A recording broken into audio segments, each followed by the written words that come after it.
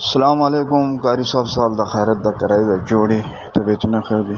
قاری صاحب د ما دا مسله دی یاره، ما من دا تور جادو سوی دی یاره، دې څه علاج ما ته وښیه. بالکل ستاره مې گردش کې ده، کاروبار هر څه خراب شول، بالکل کاروبار ته میړه نه کېږي. څه نسخه ما ته وښیه مهرباني. وعلیکم السلام ورحمت الله وبرکاتو.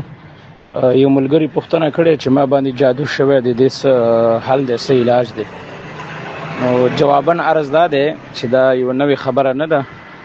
جادو په هر انسان باندې کېږي، خو په خپله نبی علیه الصلاة والسلام باندې جادو شوی و او الله په خپله ورته د دې حل ورښودلی. تاسو د قرآن مجید آخرني 2 سورتونه چې دي معوذتین ورته ویل شي، قل اعوذ برب الفلق او قل اعوذ برب الناس، دا تاسو سار کې او ماخستن و پرې راویست ان شاء الله په ځان باندې دموي. هر قسم څه قسم جادو مرضی واغب ان شاء الله مات شي، دا غیبه هیڅ ان شاء الله تاسو باندې اثر نه کوي.